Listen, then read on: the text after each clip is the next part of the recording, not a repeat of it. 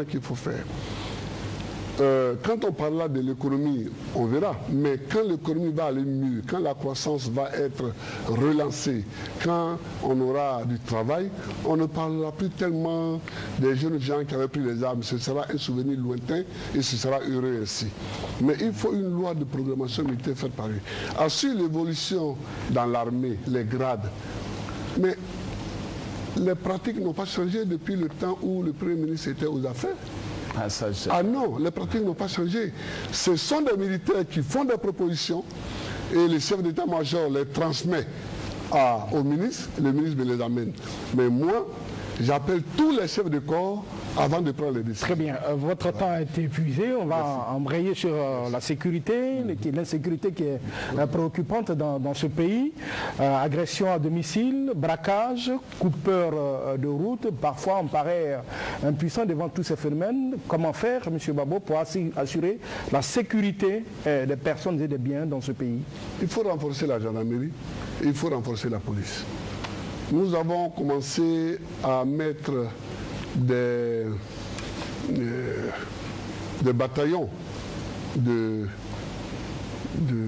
forces de police à Divo, Gagnois. On va continuer. Au Guinée, aura un bataillon de CRS. On aura à Korogo, à Bondoukou, dans toutes les capitales des régions, nous mettrons des policiers en force suffisante. C'est un des domaines sur lesquels il ne faut pas négliger. Il ne faut pas négliger les choses. Il faut payer pour la police. Nous avons déjà fait des réformes, nous avons déjà augmenté les traitements salariaux des policiers, nous avons augmenté les traitements salariaux des gendarmes, mais il faut faire plus. Il faut recruter pour que il y ait un maillage total sur l'ensemble du territoire. Donc, sur les braquages qu'il y a sur les routes, les coupeurs de route, il faut rendre la gendarmerie et la police mobiles. Quand j'étais petit, on parlait de gendarmerie mobile. Il faut les rendre mobiles. C'est-à-dire qu'il faut que sur l'autoroute, il y en ait qui partent d'Abidjan jusqu'à Yamoussoukro, il y en a qui partent de Yamoussoukro jusqu'à Abidjan. Il faut que ça circule et que... Parce que les brigands ont peur de la force qui marche. De Guinée jusqu'à Man, c'est le même mouvement. De Man jusqu'à Guinée, c'est le même mouvement, etc. Donc, il faut rendre les policiers et les gendarmes très, très mobiles et il faut les armer. Il faut les armer, il faut les équiper. Il faut qu'ils soient plus équipés que les brigands. Or, aujourd'hui, on voit des policiers, on voit des gendarmes qui n'ont pas d'armes alors que les brigands sont armés jusqu'aux dents. Cela est insupportable. Cela est insupportable et il faut régler ça. Donc là, il faut rendre la gendarmerie et la police mobiles. Il faut que sur les grands axes, la gendarmerie et la police prennent le pas sur les coupeurs de route. Il faut que dans les agglomérations comme Abidjan, on fasse des patrouilles pédestres et des patrouilles véhiculées. Les patrouilles pédestres, les gens marchent à pied, ils sont dans des petits groupes de 5 ou de 6, armés jusqu'aux dents. Il faut faire cela. Et nous sommes prêts à le faire. M. Ouattara, quels sont vos projets pour lutter contre l'insécurité, assurer la protection des biens et des personnes? Oui, c'est vrai que nos concitoyens sont très déçus par le travail des services de sécurité. Mais avant d'aborder cela, je vais compléter la question de la défense pour la configuration que je prévois et surtout répondre aussi à ce que Laurent Gbagbo a dit concernant Marcoussis et autres, qu'il y avait eu des difficultés parce que... je ne reviens pas là-dessus, mais c'est pour cela que je veux que les enquêtes que nous aurons eu à faire, la commission Vérité et Réconciliation, établissent un chronogramme de ce que nous devons faire et quand est-ce que nous devons le faire. Comme ça, ce sera très clair pour tout le monde. En matière de défense, moi j'ai prévu dans mon programme la création d'un service national On va dire que je jette les milliards à la face de nos concitoyens, mais non, parce que pour que le service obligatoire, pour une courte période, pour que le service militaire, civil ou mixte, et qu'il y ait une certaine liberté de choix pour les jeunes. Et surtout, un événement important, c'est que nous devons faire la scission entre le monde politique et l'armée. L'armée doit véritablement être la grande muette, ce qui n'a pas été le cas toujours par le passé. C'est important qu'on le fasse. Ndida Kouassi, conseiller du général Gueye, ce n'était pas normal, mais c'est du passé. Alors bon, il y a des questions de rajeunissement des effectifs, il y a les conditions de vie des militaires et autres. Mais sur la sécurité, il faut faire un effort pour la sécurisation des personnes, mais aussi des biens. Et il faut travailler à la réorganisation de la police et de la gendarmerie. Et dans mon programme, j'ai prévu 60 milliards de francs CFA pour cela, parce que c'est une priorité. Il faut l'intensification des actions des forces de l'ordre sur le terrain. Ce n'est pas le cas aujourd'hui. Il faut l'accélération des traitements des cas de délinquance par la justice. C'est très lent, on sait qu'il y a toujours ces margouillards dont j'ai parlé. Et puis, toute une série de choses, la mise en place d'un dispositif social aussi pour la prévention de la délinquance. Et c'est pour cela d'ailleurs que j'ai prévu l'école obligatoire jusqu'à 15 ans. Parce que ça permet en fait d'avoir des jeunes gens qui au moins ont un certain niveau avant de pouvoir faire autre chose. Et enfin, tenir compte des difficultés des policiers notamment. Il y a des baux de policiers, me disent-ils, ont plus de 15 mois d'arriérés de baux administratifs. Alors avec ça, ils sont quelquefois mis dehors dans les cours communes, etc. Donc on doit trouver les ressources nécessaires pour résoudre les problèmes des policiers, et faire en sorte que toutes ces questions de logement qui empoisonnent l'atmosphère soient réglées. Ils seront en sérénité. Merci. Et ils seront bien également. Voilà, c'est terminé sur ce chapitre. Nous allons aborder le troisième volet de cette émission consacrée à l'économie. C'est vous, M. Ouattara, qui commencez. Selon vous, question introductive, comment se porte l'économie ivoirienne? Écoutez, l'économie ivoirienne, malheureusement, ne se porte pas bien. Moi, je ne suis pas très heureux ou très content de le dire. Hein. Je pense que pas les chiffres, mais la réalité est là. Les Ivoiriens le disent au quotidien. Les Ivoiriens souffrent. Les prix des denrées alimentaires ont augmenté, que ce soit le sucre, l'huile, le savon, etc. Il y a tout de même des problèmes majeurs dans l'économie nationale. Alors, à toute chose, il faut connaître les causes. Pour moi, la cause, c'est peut-être le fait que l'allocation des ressources n'a pas été bonne. Parce que quand vous avez une économie vous devez vous assurer qu'il y a un minimum de ressources qui sont données à l'investissement. Parce que c'est l'investissement qui permet de créer, de faire des travaux, de créer des emplois et ainsi de suite. Nous avons maintenant un budget qui est littéralement consacré à 95% à la consommation. Alors évidemment, quand on consomme tout ce qu'on a, vous avez une maison que vous avez achetée et pendant 10 ans, vous ne faites pas du tout d'entretien de la maison. Vous faites seulement que payer vos frais d'électricité, d'eau, etc. Et à un moment donné, vous avez des problèmes dans d'autres parties de la maison. Donc il faut reprendre la gestion économique. Ce n'est pas un travail facile parce que ça demande des décisions difficiles. Il faut, dans ces décisions, prendre soin de protéger les plus défavorisés. Ceux qui ont très peu. Mais aujourd'hui, on apprend, et tout le monde le sait, qu'il y a beaucoup de familles qui mangent qu'une ou 2 fois par jour. Ce n'était pas cela la Côte d'Ivoire il y a 20 ans. Alors, beaucoup d'Ivoiriens se plaignent au niveau de la santé. Ils n'ont pas 5 000 francs pour acheter des médicaments. Et ainsi de suite. Je pourrais faire toute une liste, mais ce n'est pas ça l'objet. C'est se dire, qu'est-ce que nous allons faire? Et moi, j'envisage, j'espère que j'aurai l'occasion d'avoir un programme massif d'investissement. C'est pour cela que j'ai parlé de 12 000 milliards de francs CFA en 5 ans pour, améliorer les conditions de vie des Ivoiriens en investissant dans l'eau, dans l'électricité, etc. Mais également en améliorant les conditions d'emploi, notamment l'emploi des jeunes. Parce que si ces jeunes n'ont pas d'emploi, nous sommes en train de préparer des situations très difficiles, des lendemains très difficiles, et pour nous-mêmes et pour le pays entier, parce qu'ils sont majoritaires, ces jeunes.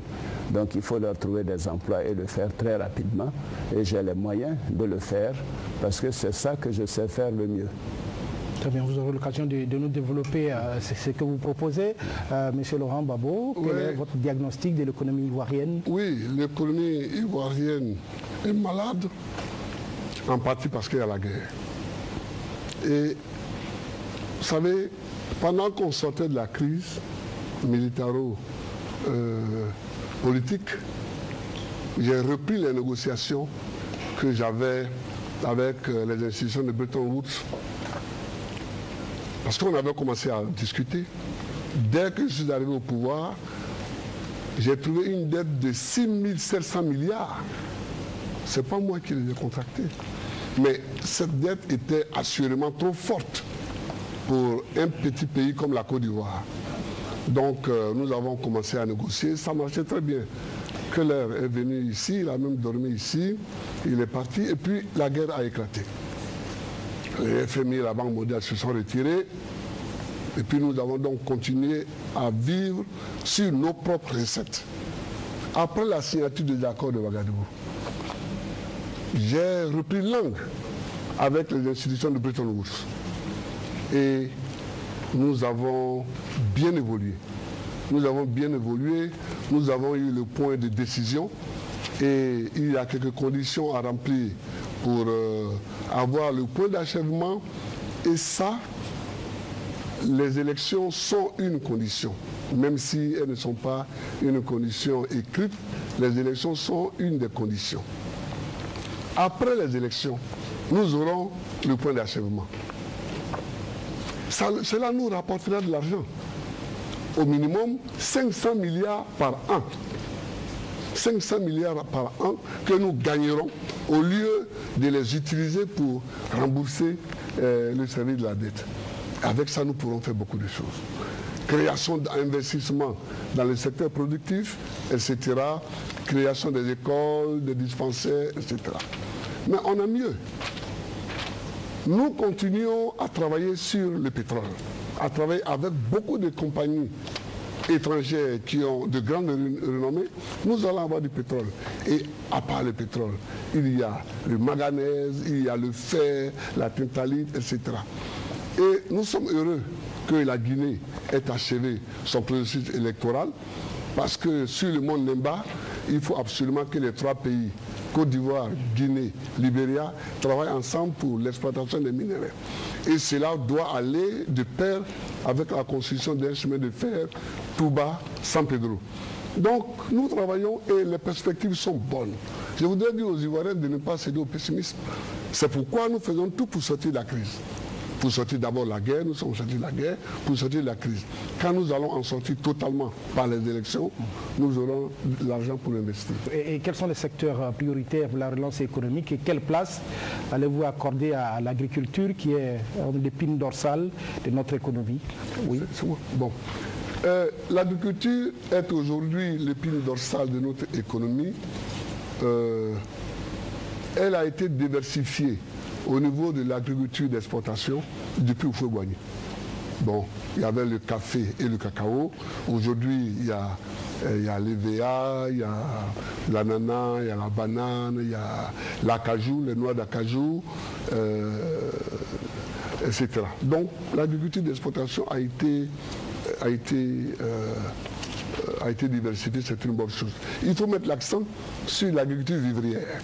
J'ai envoyé une équipe au Brésil, mais on pouvait l'envoyer aussi dans d'autres pays, l'Inde, la Chine, etc. J'ai envoyé une équipe au Brésil pour étudier avec les Brésiliens comment nous pouvons mécaniser l'agriculture et la rendre plus performante, l'agriculture vivrière. Donc, ils sont d'accord. Nous attendons les élections. Après quoi, quand ils seront élus dimanche, nous allons les inviter à venir, nous allons reprendre langue et puis discuter pour l'installation des usines ici pour monter les machines-outils. Et Ces machines-outils, ou bien elles seront achetées pour des agriculteurs fortunés, ou bien elles seront achetées par des coopératives, mais elles vont travailler.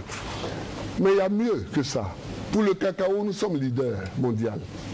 Nous produisons 1 200 000 tonnes environ, 1 400 000 ou 200 000 tonnes par an. Il a décidé qu'il nous fallait doubler notre production sur les 10 ans à venir. Et il nous est possible d'atteindre 2 millions de tonnes sans forcément couper de nouvelles forêts. C'est-à-dire en remplaçant les plants vieux, il y a des plants qui ont mon âge, en les remplaçant par des nouvelles variétés qui sortent des instituts de recherche, des instituts ivoiriens, des instituts ghanéens, des instituts malaisiens, etc. On va le faire et nous pouvons, sur les 20 ans, produire 2 millions de tonnes. Ayant produit, il nous faut faire toute la transformation sur place ici. Ça va créer une deuxième ligne d'emploi.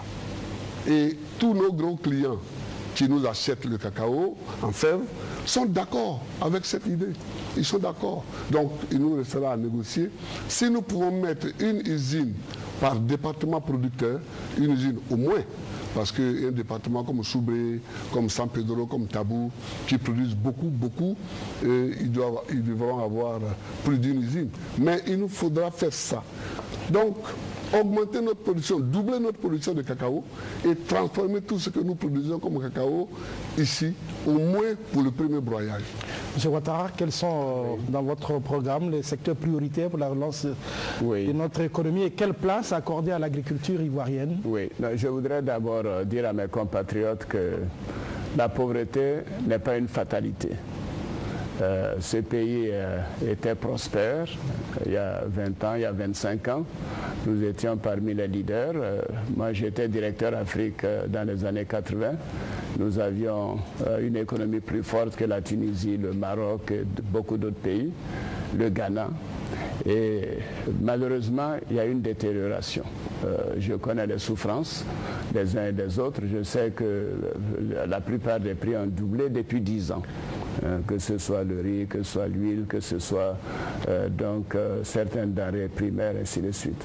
Je voudrais leur dire que moi je suis d'abord un économiste et donc je vous demande de me faire confiance. Le programme que je prévois, c'est de résoudre le problème économique et social du pays. Et ça se fait par plusieurs moyens. Je n'ai pas beaucoup de temps de rentrer dans les détails, mais fondamentalement, le problème de la dette sera réglé l'année prochaine à cause des élections. Laurent Gbagbo l'a dit, et je crois que nous devons tous nous en féliciter. Et alors, à partir de là, il faut trouver des ressources pour faire des investissements majeurs, des investissements importants dans les secteurs qui sont des secteurs de relance. Et pour cela, il faut donner également un rôle au secteur privé, c'est-à-dire créer les conditions au plan juridique pour que les investisseurs, aussi bien nationaux qu'internationaux, puissent investir. Vous savez que les Ivoiriens détiennent plus de 3 milliards de dollars dans leurs comptes bancaires à l'étranger. Pourquoi? Parce que beaucoup n'ont pas confiance et ils gardent cet argent à l'extérieur. Ils vont le ramener quand on a eu des élections apaisées et que nous serons tous d'accord que ces élections se sont bien passées. Laurent dit dimanche quand je serai aux affaires, c'est plutôt moi qui serai aux affaires dimanche. Mais ça, ce sont les Ivoiriens qui vont en décider. Alors, par rapport à l'agriculture, c'est un secteur où vraiment l'investissement doit être considérable. Moi, j'ai deux priorités. Il y a d'abord l'emploi pour la jeunesse. Je l'ai dit, c'est 600 milliards que j'ai prévu dans mon programme. Et également l'agriculture, c'est la même chose. Et parce que nous avons constaté que la gestion du secteur agricole n'a pas été bonne. Nous allons créer deux structures, je l'ai déjà dit. Nous allons nous assurer que les paysans obtiennent plus de la moitié du prix international. Nous allons faire des nous aurons la capacité d'attirer toute une série d'investisseurs pour le faire, pas seulement des investisseurs traditionnels, mais des investisseurs venant d'ailleurs. Mais j'aurais voulu avoir tellement de temps pour vous parler de mon programme économique, mais vous nous donnez 3 minutes et je trouve que ce n'est pas suffisant. Alors, vous pouvez continuer à parler encore du secteur privé, vous l'avez abordé rapidement. Oui. C'est un secteur important, secteur pourvoyeur d'emplois. Tout à fait. Depuis que les opérateurs économiques, les chefs d'entreprise ont appris qu'il y avait cette émission, beaucoup nous ont appelés pour savoir ce que vous leur réservez, qu'est-ce que vous proposez à ce secteur-là pour le dynamiser. Alors, la première chose pour le secteur privé, c'est l'environnement des affaires. Il faut que les questions de justice soient réglées. Et ça, c'est essentiel. Deuxièmement, que les questions de justice ont un impact sur toutes ces questions de raquettes, d'utilisation abusive des pouvoirs de l'État par rapport aux entreprises privées. Moi, je suis très fier de dire que je suis un libéral social. Donc nous allons donner une priorité à faire en sorte que les entreprises puissent investir ici, puissent gagner de l'argent, puissent investir de l'argent. Alors, la troisième chose qu'il faut faire pour les entreprises privées, c'est toute la question de la fiscalité. Déjà de 90 à 93, j'avais fait des efforts considérables pour faire baisser la fiscalité et ça également c'est un domaine sur lequel je vais m'appuyer. Il faut baisser la fiscalité parce que s'il y a moins d'impôts, même ceux qui essaient d'éviter les impôts vont payer leurs impôts. Si au lieu de payer 25 ou 30%, on leur dit payer 10 ou 15%, peut-être que ceux qui naturellement pensent que bon, ils veulent éviter le fisc, ils viendront eux-mêmes payer leurs impôts. Ça augmente de manière considérable les ressources. Et en plus, il faut maintenant que dans ces secteurs, que sont le pétrole, que sont les mines, que nous ayons des grands projets, des BOT, qui permettraient à des entreprises, par exemple, de construire le chemin de fer San Pedro, Touba, Odiene, etc. Il faudrait de nouveaux barrages hydroélectriques. Ça demande des centaines de millions d'euros d'investissement. Il faudrait faire un certain nombre de constructions de châteaux d'eau, même par le privé. Il faut donner cette capacité au privé d'investir dans le pays. Et c'est ce que j'appelle la liberté d'entreprise. Et donc, j'ai la capacité de le faire. Je considère que les Ivoiriens ont besoin d'une économie forte, une économie en croissance rapide pour absorber le chômage et pour alléger les souffrances de nos compatriotes. Mais ceci étant, il vous reste encore 50 secondes. Quelle bonne nouvelle. J'ai encore 50 minutes. Vous savez, 50 secondes. Dans le domaine des affaires, il faut également tenir compte de l'ensemble de nos partenaires. Moi, je suis très fier de dire, quand j'étais Premier ministre, j'ai fait, je ne citerai pas de nom, mais beaucoup de jeunes entrepreneurs ivoiriens en son temps ont été encouragés par moi et la primature. Et beaucoup après sont devenus archimilliardaires, ils ont fait de bonnes affaires. Donc je crois qu'il faut encore recommencer à donner des possibilités aux jeunes Ivoiriens. Surtout que depuis 20 ans, il y en a encore beaucoup plus qui sont formés. Certains sont à l'intérieur, certains sont à l'extérieur. Il faut leur créer un cadre spécial de retour et d'investissement. Et en plus... Bien, monsieur Laurent Gbagbo, qu'est-ce que vous prévoyez pour ce secteur, le secteur privé, pour le dynamiser? Mais depuis 1987, j'ai écrit. J'ai dit que le secteur privé est le centre, est le nerf de la guerre, et c'est le secteur privé qui est pourvoyeur d'emplois et qui est pourvoyeur de richesses. Donc, depuis 1987, je me répète, mais tout à l'heure, le Premier ministre dit, je suis un économiste, je vous demande de me faire confiance. Nous sommes à une élection présidentielle. Et l'élection présidentielle, on ne cherche pas forcément un bon économiste.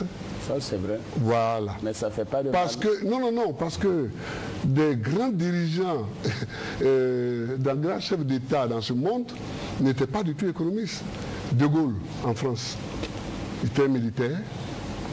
Pompidou, qui l'a remplacé, était un professeur de lettres, qui est devenu banquier, comme mon ami Danon Paul est devenu banquier, professeur de lettres. François Mitterrand était avocat, comme Sarkozy aujourd'hui l'est. Et pourtant, il dirige des grandes économies. Et même Houphouët-Boigny, dont se réclame le Premier ministre, et avec qui il a travaillé, c'est un médecin. c'est un merci. Donc, je veux dire, diriger un État, c'est avoir les champs de l'État. Et je suis frappé par le fait que nous faisons des propositions similaires, sans que moi je sois économiste, et lui il l'est, mais c'est parce que ce sont les réalités du pays. Baisser la fiscalité, il a dit, je suis heureux. Mais nous, en arrivant, le budget, la loi de finances de 2002, nous avons effacé 300 milliards de dettes dues par les entreprises à l'État. Nous avons effacé, puisque c'était une créance morte. Certaines entreprises avaient disparu, d'autres se portaient très mal, nous n'allions pas encore les accabler. Qu'on prenne la loi de finances de 2002, on verra que nous avons laissé 300 milliards. Et donc, sur l'électricité, effectivement, nous avons commencé les négociations. Nous sommes en négociation avec des grands groupes pour faire le barrage de Soubré, qui aurait dû être fait depuis longtemps et qui ne l'a pas été. Pour faire le barrage de Soubré, et il faut regarder avec l'ensemble de l'Afrique de l'Ouest pour voir. Mes pairs de la CEDEAO m'ont confié la réflexion sur les transports et sur l'énergie. Nous sommes en train de travailler dessus pour voir quelles sont les solutions que nous allons utiliser ensemble pour qu'on ait des sources d'énergie qui soient utiles à tous les autres pays de l'Afrique de l'Ouest. Très bien. Alors, vous avez la parole, vous la gardez, M. Laurent Gbagbo. On va parler du chômage. Oui. Le taux de chômage, il est de 19% sur le plan général, sur le plan national. Quelle réponse appropriée au problème de l'emploi et surtout à l'emploi des jeunes? Vous savez, le problème du chômage n'est pas nouveau. Mais il faut qu'on donne des réponses. Hein. Il faut qu'on réponde pour demain. Mais souvent, j'écoute mes contradicteurs parler comme si le chômage est venu aujourd'hui. Or, dans les années 70 déjà, le président Oufoué avait dû instituer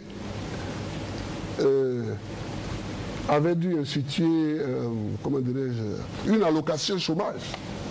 Et il y a eu des groupes de chômeurs qui sont formés pour toucher cette allocation. C'est ça.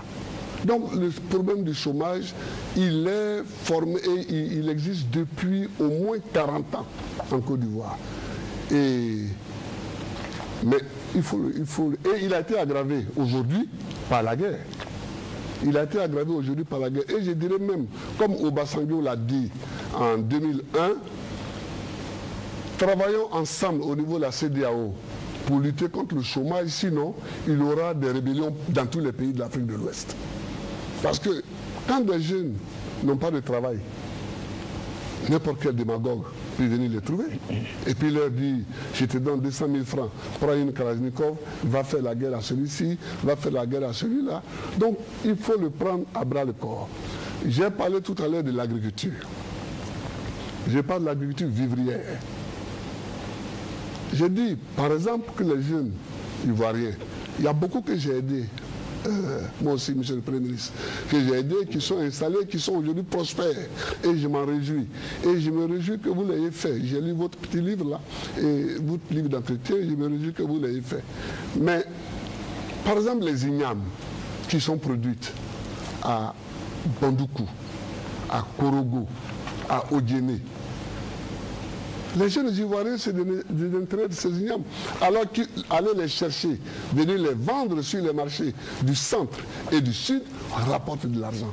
Il faut le faire. Donc, il faut chercher la rentabilité dans tous les petits domaines. Dans tous les petits domaines, il faut chercher la rentabilité. Et moi, c'est ce que je fais. C'est ce que je fais. Nous avons créé le FNS.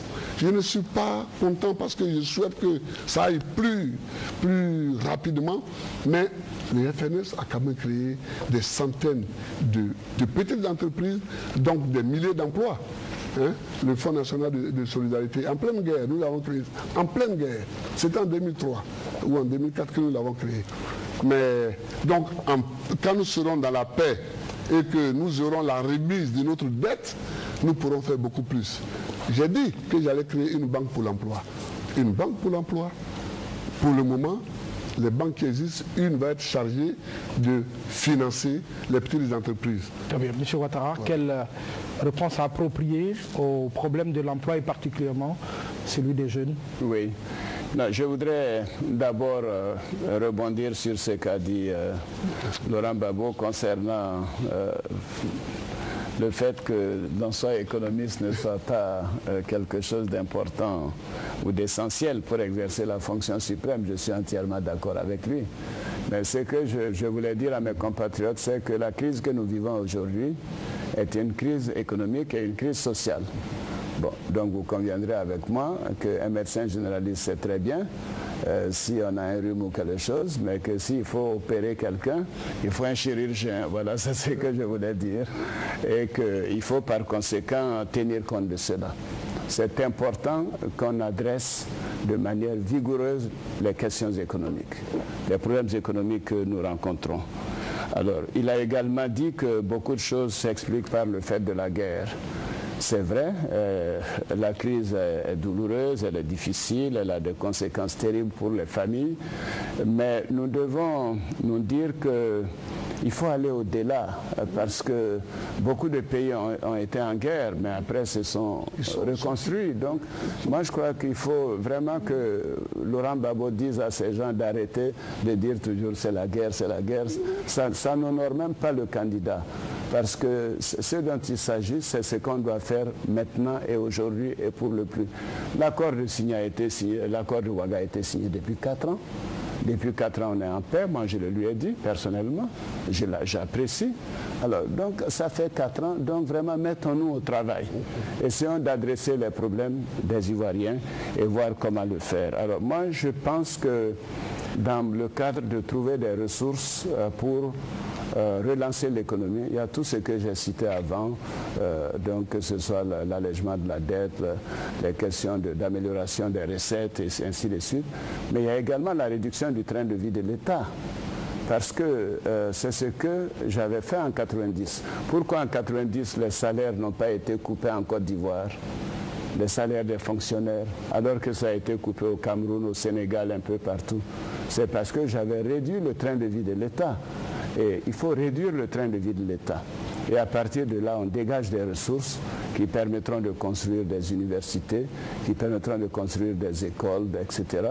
Et c'est pour cela que dans mon programme, j'ai dit que j'ai prévu 5 universités en 5 ans, j'ai prévu 5 CHU, j'ai prévu de bitumer des centaines de kilomètres de routes, j'ai prévu de renforcer donc certaines routes qui sont totalement abîmées.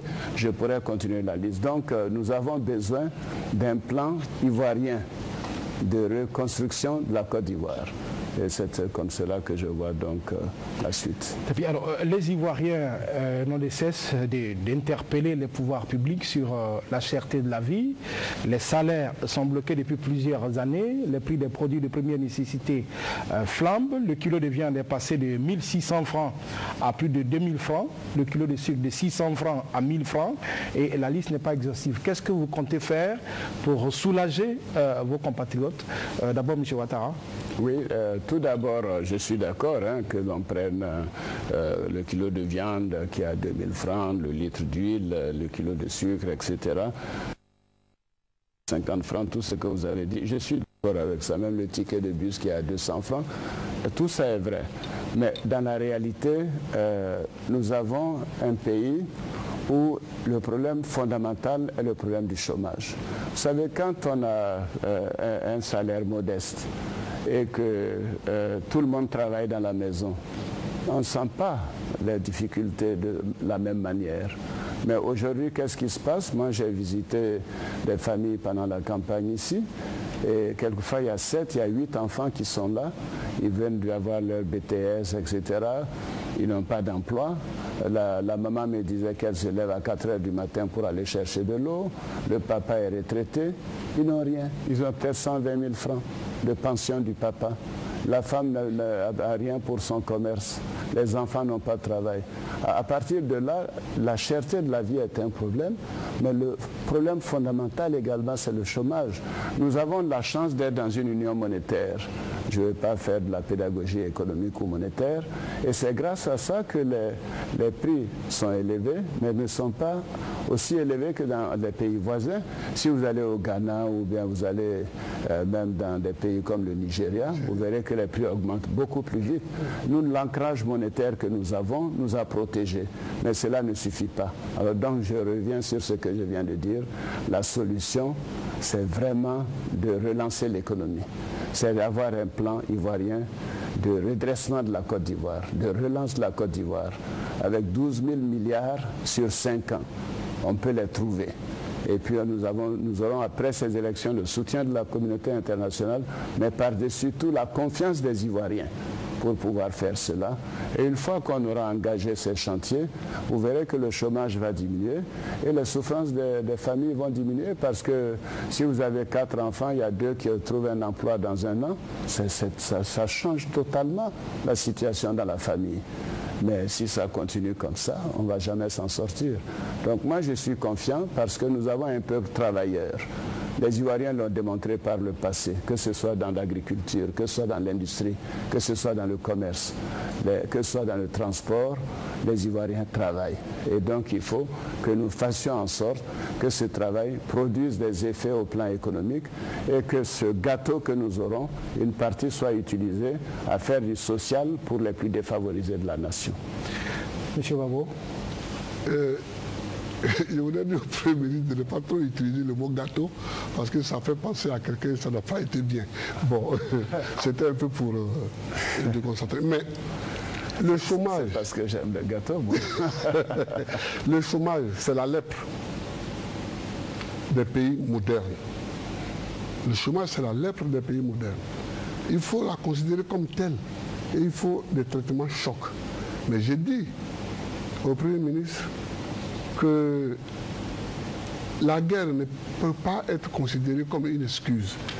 Depuis 1915, avec la fin de la pacification, c'est-à-dire la fin de la colonisation brutale, c'est la première fois que nous vivons un tel traumatisme.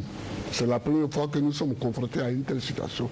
Donc en parler, c'est bien. Lui-même a dit qu'il faudrait faire une enquête. C'est très bien, il faudrait faire des enquêtes, c'est très bien. Et il y a déjà même une enquête qui a été, une enquête parlementaire qui a commencé sur ce sujet-là. Et il faudrait qu'il appelle l'Assemblée nationale pour voir où en sont ces enquêtes. Mais le chômage, c'est la plaie.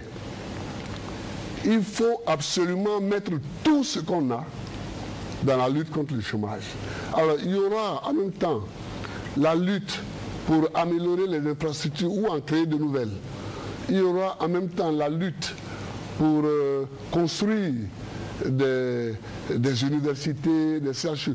Moi, j'ai proposé de créer à peu près 10 régions parce que je me dis que dans chaque région, on doit signer un contrat plan entre l'État et la région pour la construction d'une université, donc d'un CHU.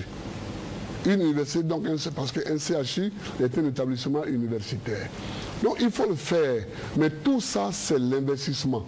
C'est l'investissement qui est fait et cet investissement-là crée des emplois. Mais par-dessus tout, il faut libérer les jeunes. Les jeunes qui ont un esprit de créativité, il faut les libérer en leur apportant les moyens.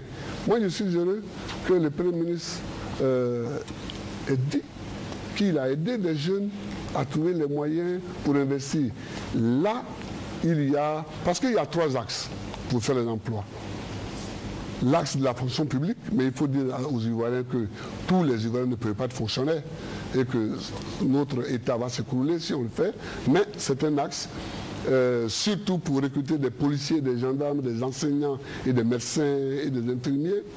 L'autre axe, c'est le privé et c'est là où on doit avoir le plus gros bataillon de travailleurs. Et puis le troisième axe, c'est l'aide directe pour la création des petites entreprises. Alors, on va terminer sur ce chapitre, les questions économiques, par un mot sur la dette intérieure qui est de 1555 milliards et la dette extérieure 5357 milliards. Comment apurer la dette qui constitue véritablement des obstacles au développement?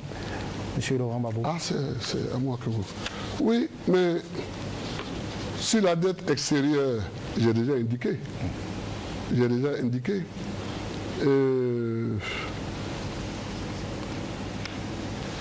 Bon, je ne vais pas polémiquer avec le Premier ministre, parce que j'ai les chiffres au temps où il était là, mais je ne polémiquerai pas, on est assez civilisé comme ça. Je voudrais dire que sur la dette extérieure, j'ai déjà indiqué que nous avons trouvé 6 700 milliards de transferts de dette extérieure et nous avons donc engagé les discussions pour qu'on efface cette dette. On ne l'effacera peut-être pas totalement, mais on nous remettra une bonne partie. On nous remettra. Et je suis vraiment confiant et je compte vraiment dessus. Je compte dessus pour qu'on soit soulagé et que notre argent n'aille plus à l'extérieur, surtout qu'on ne sait pas toujours exactement à quoi ces dettes, ces sommes colossales ont servi. Pour la dette intérieure, nous commençons à rembourser. Évidemment, ceux à qui nous devons crient, et ils ont raison, pour dire qu'on ne va pas assez vite. Mais ça dépend des ressources disponibles. Ça dépend des ressources disponibles. Nous avons déjà commencé à rembourser la dette intérieure et c'est par catégorie professionnelle que nous le faisons. Je voulais dire sur ce fait-là que revenir un peu sur l'emploi. Je voulais revenir sur l'emploi pour dire que... Vous avez encore 1 minute 25 secondes. Oui, je vois bien mon tableau, le tableau que vous m'avez affecté. Sur l'emploi pour dire qu'il est possible de sortir du chômage massif. Parce qu'il y a 4 millions de jeunes qui auraient dû avoir un travail et qui n'en ont pas. Et c'est vraiment la détresse. Dans beaucoup de familles, dans beaucoup d'endroits, dans beaucoup de quartiers, il y a vraiment une détresse. Donc il faut qu'on attaque vraiment résolument la question du chômage et je suis heureux que le Premier ministre ait dit la même chose que moi sur ce point. Bon, chacun peut aller de sa méthode, hein, ça mais l'essentiel c'est que pour sauver la Côte d'Ivoire de demain, pour que les jeunes Ivoiriens ne soient plus désespérés, il faut qu'on mette vraiment l'accent massivement contre le chômage pour la création des emplois. Et là-dessus, bon, j'ai confiance parce que quand j'écoute les uns et les autres parler, je sais que quel que soit celui qui est élu, je sais que ce sera moi, mais quel que soit celui qui est élu, on fera un effort contre le chômage. Donc, voilà, je voulais dire ça. Oui. Le chômage, tel est le point essentiel aujourd'hui pour l'économie. Voilà. Mais je vais dire à Laurent que tu as fait 2 mandats, c'est bon?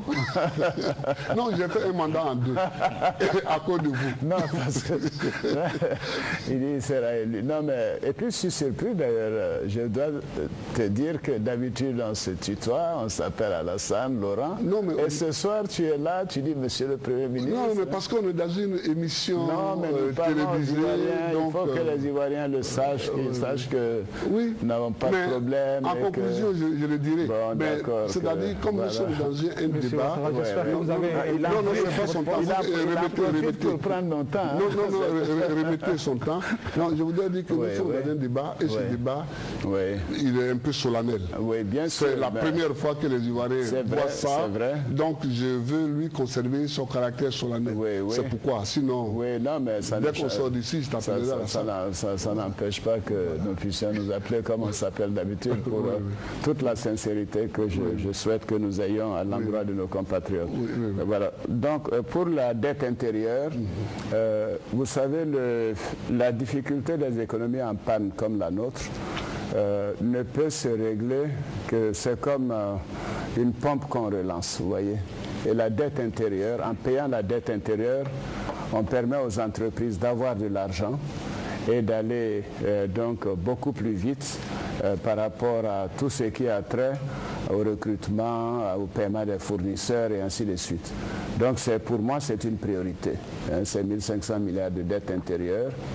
Je ne sais pas combien je peux payer en 1 an, mais certainement il ne faudra pas prendre 5 ans pour payer les 1500 milliards. Dans le programme, nous avons prévu que dès la première année, nous voulons payer au moins un tiers de la dette intérieure. Parce que c'est comme ça qu'on relance. Je veux trouver les leviers qu'il faut pour relancer l'économie dès l'année prochaine. Et ainsi, nous allons pouvoir, à la fin de l'année 2011 ou en 2012, voir qu'une économie qui a une croissance de 6 à 8% ou plus et qui permet d'absorber le chômage et créer des emplois pour tout le monde. Maintenant, pour la dette extérieure, je crois qu'on en a parlé, mais je voudrais aussi signaler tout de même que s'endetter n'est pas un crime. Hein, vous savez, c'est normal qu'un État s'endette. Oui. Tout dépend de la proportion dans laquelle on s'endette. Exactement. C'est ça la question de fond. Nous nous sommes endettés, c'est vrai, la Côte d'Ivoire, mais il y a des choses en contrepartie. On a des routes, on a des autoroutes, on a tout de même la construction de Yamoussoukro. On a certains pays, il y a 20 ans, qui avaient une infrastructure des meilleures dans toute l'Afrique, y compris l'Afrique du Nord. Donc s'endetter n'est pas quelque chose qu'il faut interdire. Moi, j'ai l'ambition, non seulement après qu'on ait réglé ce problème de la dette extérieure, les 6 000 milliards, bon, avec le PPTE, ça va se régler en un an ou deux, mais je veux même amener la Côte d'Ivoire sur les marchés internationaux pour emprunter. Vous voyez le Ghana qui était derrière nous il y a 10 ans, l'année prochaine, le Ghana sera classifié par la Banque africaine de développement comme étant un pays émergent. Alors mon ambition, c'est de faire de la Côte d'Ivoire en 5 ans un pays émergent qui peut aller sur les marchés de capitaux, emprunter à moyen, à court terme, pour pouvoir donc consacrer cela au paiement de la dette intérieure, mais également à la relance de l'économie. Alors, nous allons aborder maintenant le 4e et avant-dernier chapitre de cette émission consacrée aux questions de société pendant 30 minutes. On va commencer par l'école. Le système éducatif ivoirien, tout le monde le sait, était l'un des plus performants de la sous-région. Aujourd'hui, ce n'est plus le cas. Beaucoup d'Ivoiriens le disent. L'école est en crise. Les effectifs pléthoriques dans les classes. Il y a insuffisance des ressources et des infrastructures, la violence. Conséquence, le taux de réussite est très bas. Quel est votre projet pour réhabiliter l'école ivoirienne? On va commencer par M. Ouattara. Oui, je vous remercie. L'école est un problème majeur. Je dirais que dans mon programme, les priorités, tout est prioritaire, mais les premières priorités, c'est la santé d'abord et aussi l'école. Vous avez tout dit déjà en parlant de l'état de l'école. Et je me souviens quand moi je suis arrivé en 90 et que j'ai rencontré les étudiants, leur première requête, c'était les infrastructures et aussi quelquefois les professeurs. Et c'est comme cela que j'avais pris l'engagement avec eux de construire de nouvelles universités. Et en 3 ans, j'ai pu construire 2 universités. Donc à Bobo à Djamé et Boaké ensuite, pour décongestionner. Donc pour le programme de 5 ans que j'envisage, je l'ai dit, je vais construire 5 universités. Parce qu'il faut décongestionner l'université. Il faut que l'université sorte de la ville d'Abidjan. J'ai l'ambition de faire un grand campus universitaire vers Bingerville ou ailleurs, à 50-40 km d'ici, même plus, pour que ce soit un campus qui va pouvoir accueillir des dizaines de milliers d'étudiants, avec les infrastructures modernes, tout ce qui a trait avec les nouvelles technologies, ainsi de suite.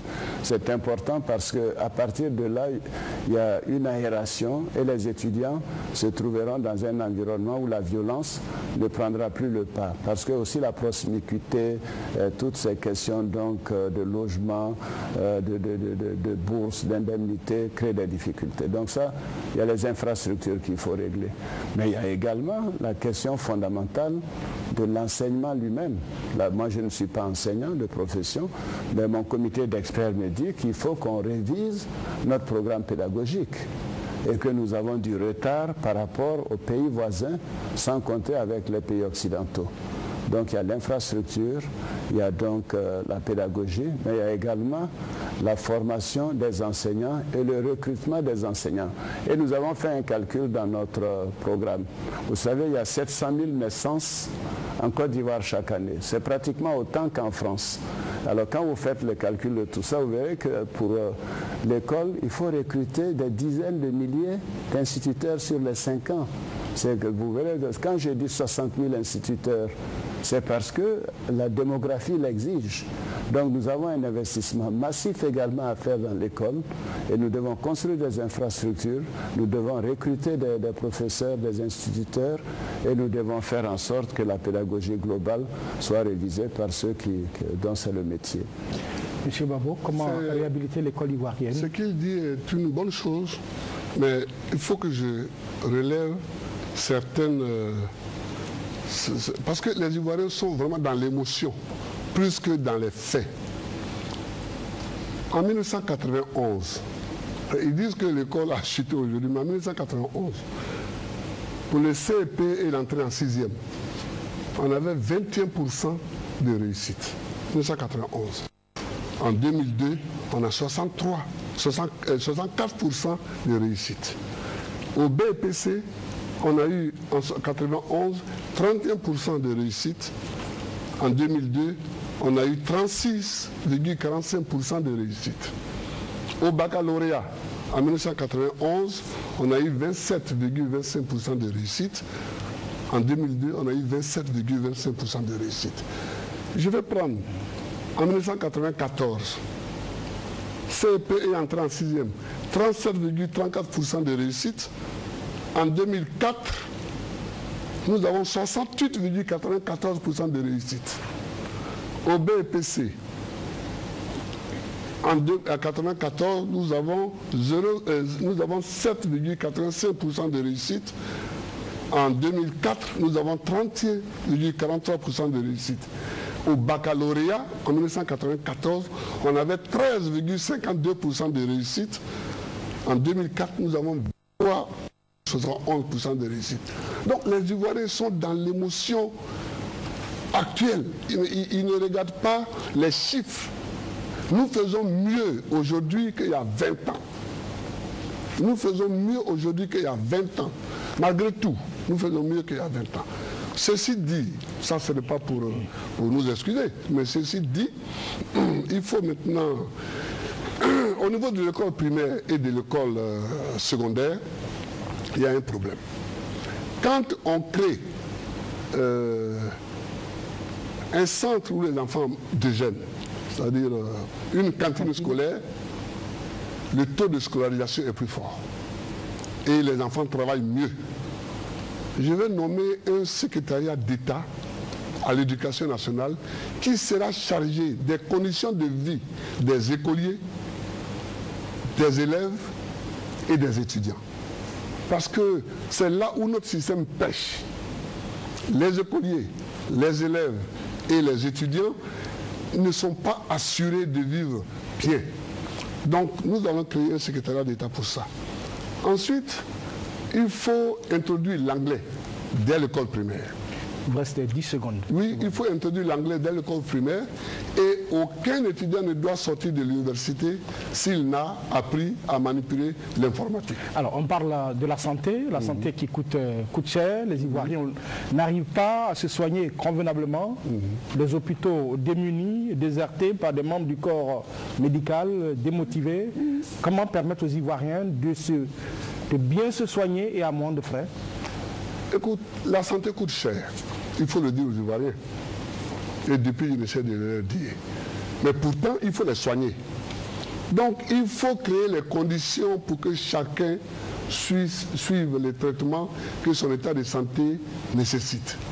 Vous ne pouvez pas savoir combien de personnes frappent à la porte de la présidence pour se faire soigner, pour se faire opérer, pour se faire ceci, pour se faire cela. Ça coûte cher à la présidence. Ça coûte cher à la présidence. Et la présidence de la République devient le plus grand centre social du pays. C'est pourquoi j'ai décidé qu'il faut qu'on crée l'assurance maladie universelle. Il faut qu'on crée l'assurance maladie universelle. C'est-à-dire que c'est une assurance, mais ce n'est pas une assurance privée. C'est une assurance où chacun cotise.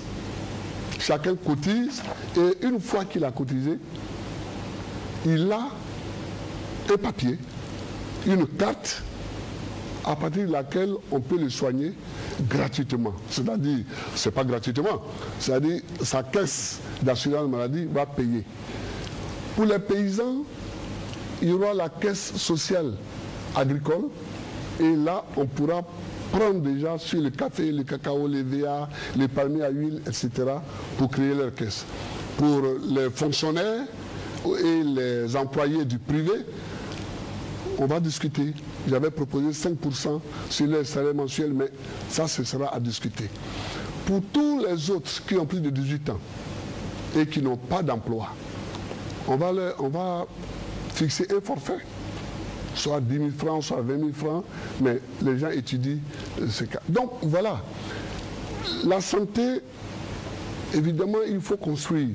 Il faut construire des centres de santé dans les villages, dans les sous-préfectures, dans les communes, etc. Mais il faut surtout faire en sorte que chacun ait une assurance pour aller tranquillement vers le médecin quand son état de santé l'exige. Alors, nous allons en plus faire les régions et dans chaque région faire une université. Et chaque université, à chaque université est accolé un CHU. Ça, c'est vraiment, c'est très bien. C'est très bien et c'est comme ça, c'est dans cette direction qu'il faut aller. On peut discuter de la manière d'organiser l'assurance maladie, on peut le discuter. Elles n'ont pas tous la même forme en Allemagne et en France, elles n'ont pas la même forme en France et en Angleterre, tout ça. Mais le principe, c'est que chacun qui vit en Côte d'Ivoire doit être tranquille au niveau de sa santé.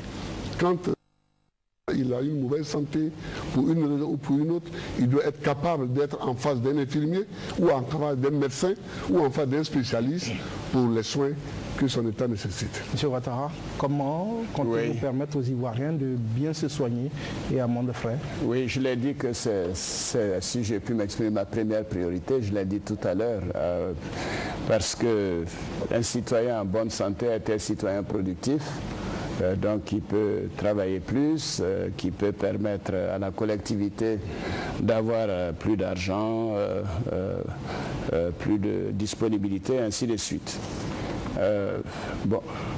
Laurent Gbagbo a parlé tout à l'heure de l'AMU. Effectivement, il a dit que les divers systèmes existent. Nous avons effectivement parlé d'un plan santé également, où nous prévoyons donc 1000 francs par personne.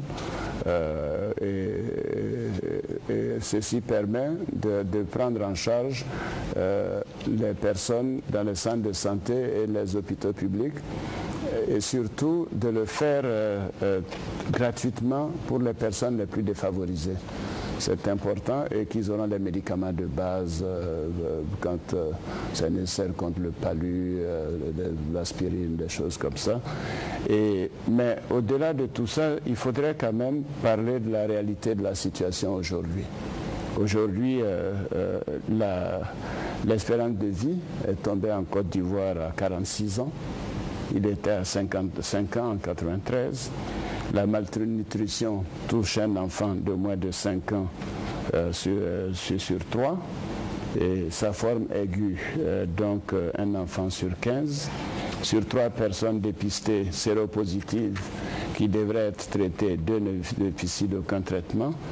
On n'arrive pas à obtenir des chiffres précis, mais il paraît que 40 000 à 60 000 femmes meurent chaque année en donnant la vie, etc., etc. Ce que nous avons prévu dans notre plan santé, en plus de l'assurance générale qui permet de résoudre les problèmes globaux et surtout pour les plus favorisés, c'est de construire 5 CHU, je l'ai dit déjà. C'est de faire en sorte qu'il y ait un certain nombre de centres de santé et surtout qu'aucun Ivoirien n'ait à se déplacer plus de 5 km pour avoir accès à un centre de santé. Donc ça veut dire qu'il faut réhabiliter les centres de santé existants, il faut créer de nouveaux centres de santé et il faut surtout y mettre des médicaments de base gratuitement, et il faut faire en sorte qu'il y ait un hôpital à tous les 50 km. Tout ça est prévu dans mon programme. Malheureusement, il ne me reste plus que 20 secondes. Et la prise en charge de tout ça va coûter de l'argent. Mais vous savez, c'est le domaine aussi, de par mon expérience, la santé est le domaine où on peut trouver le plus facilement de l'argent. Ce n'est pas très difficile. Si on a un programme cohérent et on est capable de l'expliquer à l'international, on trouve de l'argent facilement. Toutes les grandes fondations, Bill Gates,